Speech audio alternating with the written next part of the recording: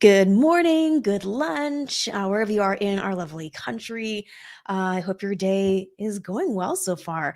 I'm Hollie Taylor here for 1016 Entertainment. And as you know, each and every month this year, we're going to try to interview some of our incredible clients, these artists we truly do believe in. And we're so excited that they say yes to hanging out with us. And so today, without further ado, let's just jump right on in. We've got Loretta on the back, making sure everything runs smoothly. So shout outs to Loretta. Thank you so much. And she's going to bring Stirling John as today. We're going to dive more into Stirling. Stirling, we did this, I think, a year ago. And a lot has changed in 12 months, hasn't it? It has, yeah. It's been a really, really amazing year of growth, on Yeah. many fronts, yeah. Yeah, which is so exciting for us as a company just to watch you experience new things, including, oh, I don't know, some winning of awards, being nominated. But one thing you launched this past year, and I want to start here. So, yes, single currently at radio called Every Day, but I want to talk about the Stirling John Foundation as you've been doing some incredible things with that, and even recently got recognized. So share Yeah. a bit about the foundation. Yeah, just having a nonprofit foundation is something I've always wanted to do. Hmm. And it kind of goes back to my youth, just having people in my life that mentored me and made the time for me.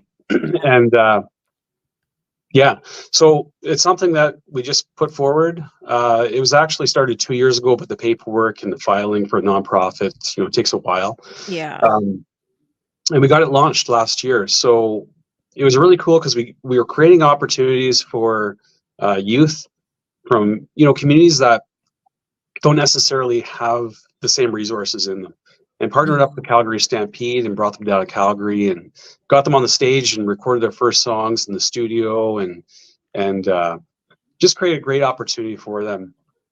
And yeah, just we do a lot of school stuff, with youth and going into classrooms and working with youth and speaking to them and motivating them. And we got a lot of cool things upcoming in the new year with that. So um, I guess 2 days ago, we were up for a nomination for one of the nominations was for Community Spirit Award. And Hmm. the funny thing was, I think this is my fourth year as a nominee in that, and maybe it's third or fourth. But anyways, we were selected for the Community Spirit Award, and it was just a really awesome boost for what we've been doing and motivation to keep pushing forward and making change in our communities. So yeah, it's been a Hmm. lot of fun. Yeah, well, it's incredible to watch because you're more than just a musician. You are also someone who's so involved with the community on many levels. Your day job, also very much involved with the community, the foundation. Why do so much in the community? Because it could take, I mean, your schedule. I've seen your schedule. It's like color coded. It looks like some kind of hieroglyphics. Why Mhm. do so much in the community and music? You know, I've been a police officer for now over 17 years, and I just feel like sometimes, police officers get married to the job, Hmm. and, when you retire from the force, sometimes police officers, they don't know anything else outside of police work. Yeah. And policing in itself is a mission field, and you can do a lot of good for communities, but I want to have something that carries after policing as well and works paralleling my current job as a police officer. So, and it works well. We get involved in the community, um, put on events and liaise network with our community partners. But I think that there's a lot more to do after this professional career policing Hmm. ongoing. And so I'm going to retire in 7 years from the Mounties and really amp up everything we've been doing or the next couple of years. So um, going back to the reasons why, God has placed it on my heart to really make a difference in our communities. And if He gives us the passion to do it and the talents and the motivation, we need to extend ourselves to our communities and create those opportunities that were given to me as a kid. for our other youth that are out there. So these things they pay out large dividends in the future, with our future, right? So Yeah, absolutely. So you're doing the policing, you are doing the nonprofit sector, and then you're squeezing in time to still do music and performing. And your current single, Every Day, is at radio. So let's talk about Every Day. It's doing really well, which we're so grateful to all of the stations who have said yes to this song and are spinning it. Sterling, share a little bit about this song, why you wrote it, and some of the things that you hope those who hear it will get out of that song. So David Peterson, he actually came up with me on stage for the Community Spirit Award. He's been a big part of my music career. He's actually the writer of Every Day. He wrote it for a coworker of his with the Edmonton City Police, Arlene O'Million. And she did, I believe, it was 43 years service with the Edmonton City Police. And so he wrote it for her retirement.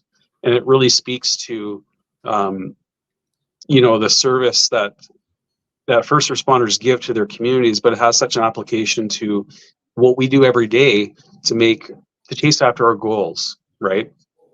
Nothing's ever easy, right? And I just felt this was the right song to record, because how many times are you driving to work and you're exhausted? And especially the now with word, daylight savings.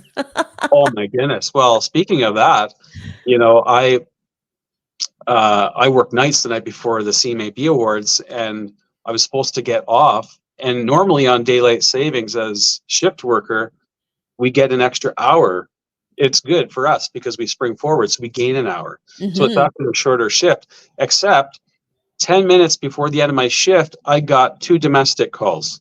I did not get home on time. I got home 2 hours after the end of my shift. And it's moments like that where you're driving home and the sun's coming up and the words come back to the song.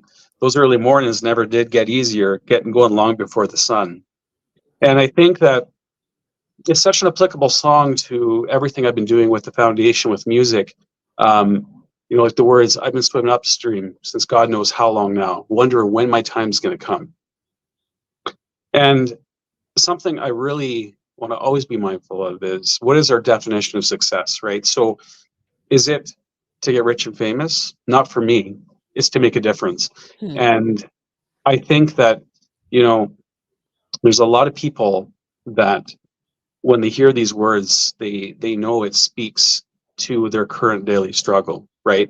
Whether it's trying to go for the next promotion or pay those bills. And, it's a tough time for many people.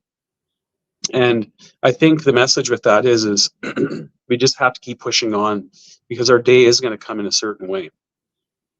Getting awards is great. Getting nominations is great. But ultimately what is most important is our relationship with God, and eternity is what's most important, right? So what we're doing with the music we're putting out, what we're doing by working within our communities is furthering the kingdom of God, and eternity is what matters most. So I don't really know how to put that any other way. It's just it's one of those songs that really, it's my daily life.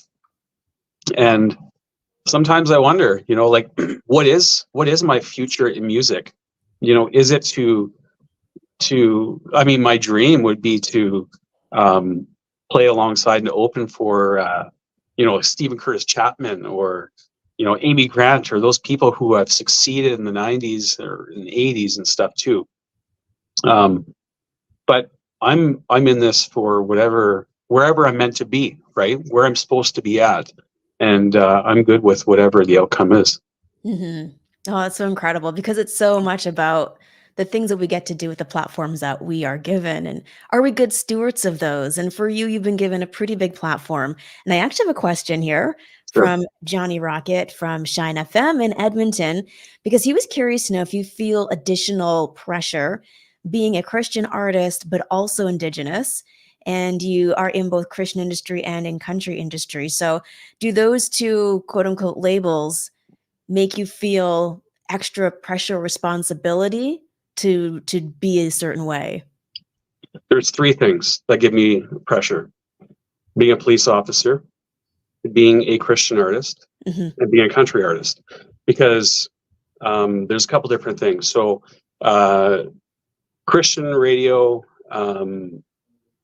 you know, are they going to support country radio? And country radio doesn't support Christian radio. I guess the thing is for me is what I put out is spiritual, inspirational music, right? So it's about the messaging for me. And quite honestly, country's not really country anymore, anyways.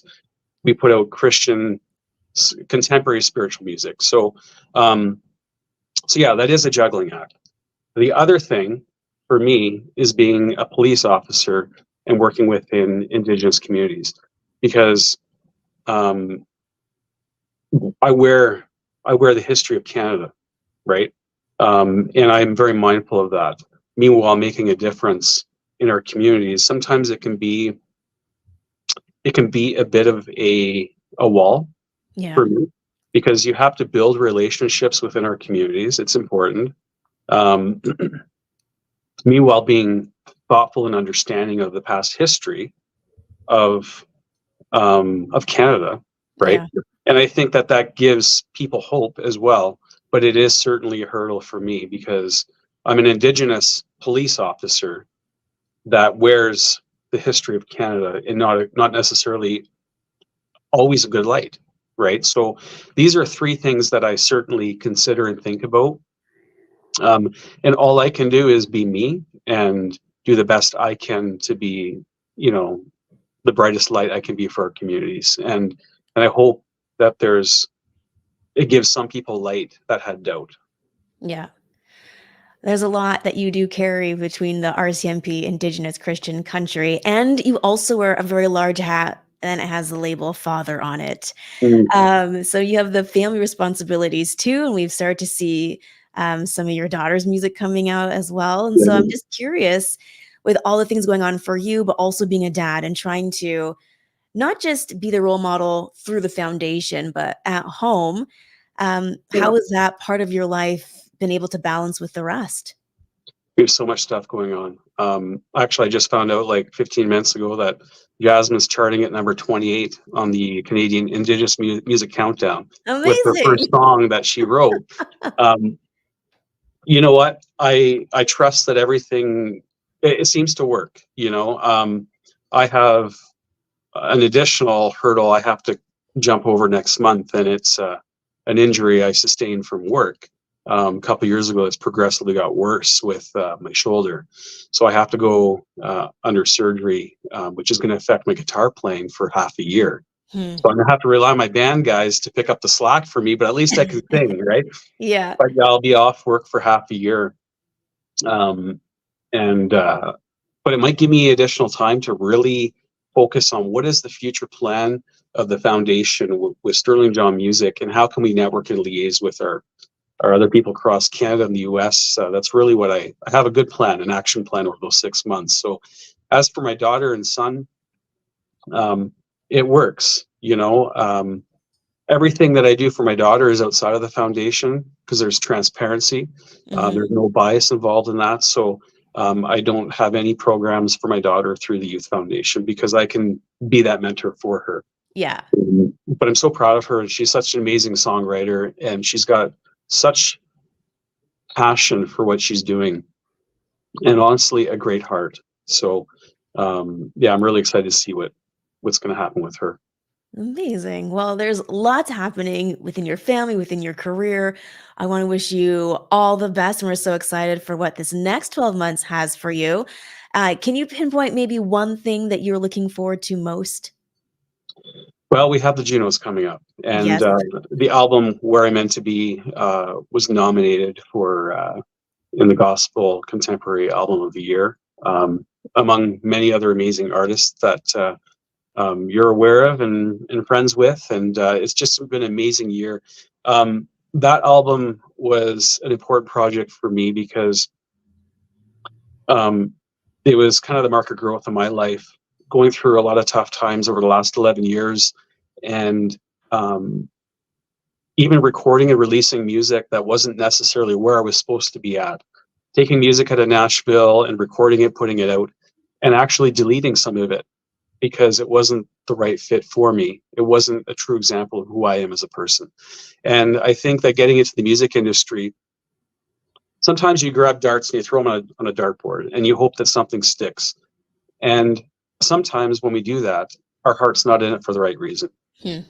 And that's something I found for myself. And I had to grow. I had to go through hurts. I had to go through healing. And the first song I ever wrote was called Never Meant to Be. And I called Dave up one day and I said, Dave, we need to write a song called Where I Meant to Be, because we've now experienced growth. We've learned things along the way. And that became the title track of the album, 12 songs. And it's a whole album about hope, healing, mental health, pushing forward, our relationship with God. You know, the one song, Stubborn with Me, that Dave wrote, it talks about being conflicted and sometimes making those bad decisions only to learn from them. And we have to realize and take ownership for the decisions we make. But God loves us and he cares for us, and he allows us our second chances and third and fourth chances to learn from those and grow.